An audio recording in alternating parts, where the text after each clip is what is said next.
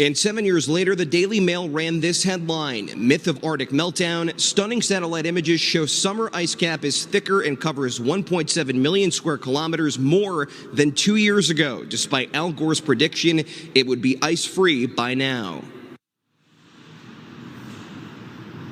And so people want to know, will Google's new policy intended to crack down on climate misinformation actually crack down on efforts to find the truth? John.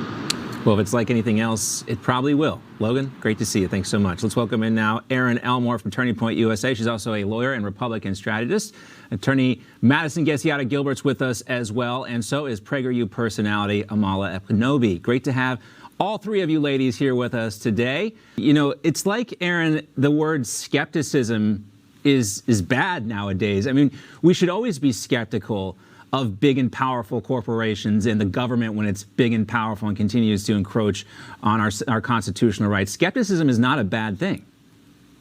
Well, in today's society is, because in socialist countries and communist countries, you're not allowed to have a dissenting opinion. There's the government's word, and that is the only word at all. And by the way, I want to tie President Trump's lawsuit back into this. I know he's suing some of these big tech giants, and people on the left and the CNNs of the world say, he's not going to win. Well, there's a new theory now that because these social media giants act like an arm of the government, there are First Amendment concerns. People like Google, Facebook, Twitter are basically now part of the Democrat Party and part of the government. So therefore, the First Amendment does apply, and President Trump does have a case. Right. If there's only one bus that can get you to the public square, or just a couple of buses, and they're all controlled by the same people, there is an argument. And this is what Clarence Thomas, and I was shocked, quite frankly, who he's such an, anti-interventionist when it comes to what the government wants to do, Madison, but Clarence Thomas has said there's a First Amendment discussion at least to be had here when it comes to this. Do you agree with that?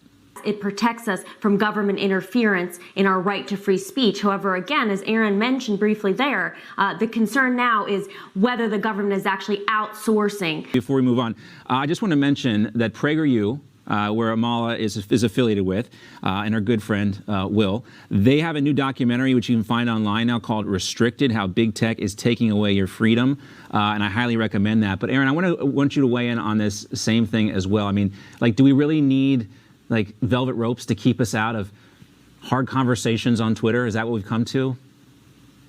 Literally, this is what's going to happen here. Only conservatives are going to be targeted. Right. Conservative speech will be deleted and controlled. The left will be able to call Donald Trump every name in the book. The left will be able to say anything they want and call us any name. It's going to be completely one-sided, and it's a further attempt to censor conservative speech. And it's sad that social media companies can do this to us. It's really sad that they're complicit and that they want to be, but this is a first step towards socialism, basically controlling the content and basically saying, hey, we are the government and we filter your content and tell you exactly what you should and should not think and should not feel. Yeah, and Madison, Erin's right. This will not be treated fairly like everything else. It will be directed specifically at certain people with certain opinions. Amala, Madison, Erin, great to see you all. We're going to stick around for the next hour. Actually, they're going to come back. I'm going to stick around. But we're going to have our meme team. Lots of stuff to talk about, including that Facebook whistleblower. And Merrick Garland thinks your mom is a domestic terrorist. Stay with us. Plenty more still ahead. Also, we're going to talk about China. Everyone, it is Friday, and you know what Friday means, right? If it's Friday, it is Meme Team. Amala, Erin, and Madison all joining us. They are on our squad, a squad of based media creators and curators, not to be confused with the socialist squad, I should say. All right, hey folks, welcome to the Meme Team. All right, so memes are good. Our Meme Team here, Erin, Amala, and Madison. All right, guys, we got a little bit out of order, but you know where we're going here. Now it's your turn. Erin, first to you. What do you got for us? I'm paying homage to Biden's fake White House with fake flowers, and I love me some Alex Clark and politics with the product of Turning Point USA. There you have Joe Biden in his new fake backdrop, which is a Peppa Pig kitchen set. So that made me giggle. I actually LOL'd and chuckled out loud because I lived a lot of years through Peppa Pig. So we figured if he's done the fake White House, he may as well just go Peppa Pig or full on Sesame Street, because it's actually a clown show. And this is basically, we're living in a cartoon. It is like a cartoon sometimes. And yes, to all the parents out there who have had to suffer through Peppa Pig, we are here for you. Erin and I both have been there. All right, the fake set. I have one more piece of video I think we can play for you, which is another great meme. Do we have that one, Tony? Yes.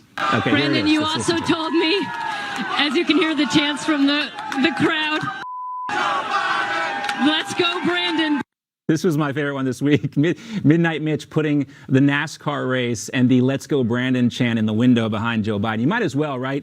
You know, you could have like, I don't know, a scene where you'd have like Godzilla taking out a city. That's really kind of where we're at right now with this stuff. It's just all bad. But thanks, guys, for playing along. He's the most popular president in U.S. history, John. Most popular president in U.S. history. That's right. 81 million people voted for him. Has anyone seen a Joe Biden bumper sticker since the election? Anyone? It's like two. I didn't Not see me. one during the election.